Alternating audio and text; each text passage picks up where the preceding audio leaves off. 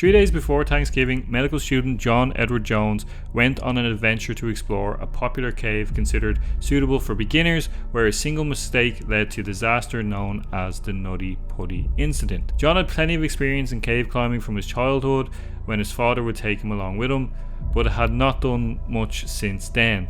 On November 24th at around 8 PM, John, with his younger brother Josh, started their trip to Nutty Putty Cave. This cave, a popular location with tourists and cave explorers alike, attracted thousands of people every year.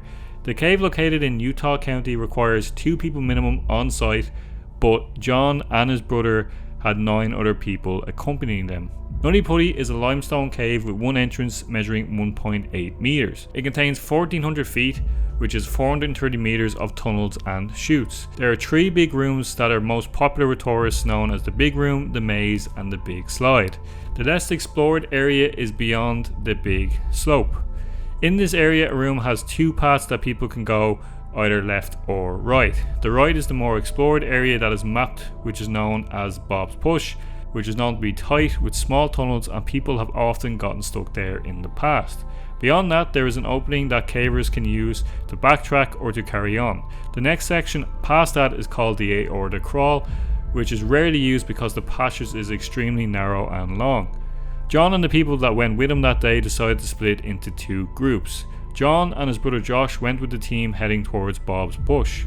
John wanted to push through Bob's Push, but apparently took the left turn, not realizing, and went down the less explored mapped area known as Ed's Push. Now, generally speaking, when the area isn't mapped, cavers and tourists aren't supposed to go down there because people simply do not know the layout and tunnels that await, and the risk of getting stuck and not being able to get out at all is much higher. The path John was on was not an easy one. It was 30 feet in length. It has a lot of turns and twists, which is difficult to move through. John got to an area called the Corkscrew, which is where a 16-year-old in the past by the name of Brock Clark had gotten stuck, but after 14 hours was rescued. John somehow managed to squeeze through, feeling quite proud of himself to get through quite a tough section, and moved towards a ledge, hoping that there would be an opening on the other side. He was now at a 45-degree slope and began to move down due to gravity. At this point, he knew he had a problem and told his brother Josh not to follow. He continued to move forward in hopes of finding a wider space so he could turn around, but unfortunately, once he got to this opening, he saw there was nowhere further he could go. His torso at this point got stuck as he faced downwards, with one of his arms pinned under him and the other one pinned to his side. He was completely stuck at this point, and he knew he was in serious trouble. Stuck at a 70-degree angle facing down, time was not on John's side. His brother Josh eventually reached John and tried to calm him down to help control his breathing because the passage was narrow and John couldn't fully breathe. Josh spent an hour trying to pull his brother out and promised him he would go and get help and return. Over time, John slowly moved downwards due to gravity, his breathing becoming more difficult because he couldn't fully expand his diaphragm. It took a couple of hours for the first rescuer, Susie, to reach John. She tied a rope around her ankle so she herself wouldn't get stuck, and John was more than happy to see her. Susie tied rope around John's feet and tried to free him, but the rope kept rubbing off the walls, causing friction and breaking. Any inch gained was immediately lost. She knew that they needed some sort of pulley system if they wanted to have any hope of getting John out. Now at this point, more rescuers arrived, around 20 to be exact, but it took an hour, one rescuer at a time, to reach John. The corkscrew in particular made it difficult to bring in any sort of large tools, and rescuers at this point began preparing a pulley system. John, a devout Christian, prayed, hoping that he could be saved, but as time passed, blood was beginning to pool in his head, and the lack of diaphragm expansion was reducing his oxygen intake, and eventually this would cause his blood pressure to rise, and if it did not go down, it could cause organ failure if he wasn't rescued soon. He got to talk to his wife through a wired telecom system and told her that she did not have to worry. John at this point unfortunately was starting to hallucinate, and his short-term memory was affected due to the lack of oxygen. Now at this point, 8 rescuers began using the pulley system by pulling John, but unfortunately John started to scream because the lack of blood in his legs had caused nerve damage. They did make progress, but they had to keep taking breaks because the pain was so excruciating for John. But they did realise that when John's feet reached the ceiling, he could not physically bend his legs because they were so numb from him being upside down. A rescuer by the name of Ryan tried to bend John's legs for him, but when one of the pulley systems broke free and hit Ryan in the head, he was forced to pull out and get treatment at a local hospital. Now at this point, John was trapped for 19 hours. Ryan's father Dave tried to pull John out but realised it simply just was not possible. Another rescue, Brandon, went in and brought the telecom system back to John so he could talk to his wife, which would be unfortunately for the final time.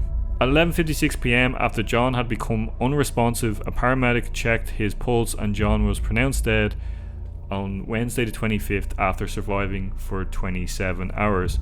It was believed that he was heard gurgling just before he died, which gave an indication that he possibly suffocated to death. Now the issue unfortunately at this point was trying to get John's body out. It was determined that they could not get John's body out, making Ed's push his grave forever. After 24 hours of rescuers trying everything they could to save him, the stark reality was that there's nothing they ever really could have done to save him at all. As a result, afterward the entire cave was closed off with concrete so no one could ever enter the cave again because it was deemed too unsafe for tourists and cavers alike. I think it's important to note as well that many rescuers risked their own lives going into a part of the cave that was very unknown, potentially getting stuck themselves, which a lot of them did do, to try and save John. But the reality was there was nothing they could do to save him. It was one small decision that John made in an instant that caused his tragic end. A plaque was placed outside the closed cave as a stark reminder of the dangers of cave exploration. I think it's important to note as well that, like underwater cave diving and cave exploration, it comes with a lot of hazards. Even the most simplistic caves that are quite tourist friendly, there's always areas that haven't been explored. There's always ways that people can just make one small decision and get stuck, and that's it forever. And unfortunately for John, because of the way he was angled, because of the time he was spent and the tightness on his diaphragm, time was never on his side, and if they did not get him out in the first 12, 15, 20 hours, the chance of him surviving was just very slim. And it was all down to just one small little decision, one wrong turn.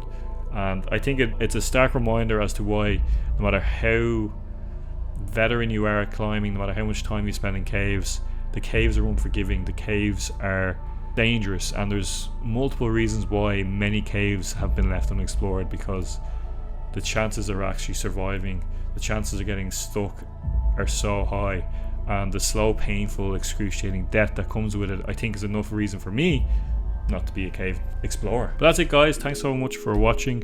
Please like, share and subscribe if you enjoyed the video. Apologies for the layout. I have moved house, so I'm trying to figure out the best way to kind of set up my camera. And let me know in the comments down below if you want to hear any more cave stories. I can easily do more. So that's it, guys. Thanks so much for watching. I will see you in the next video. Peace out.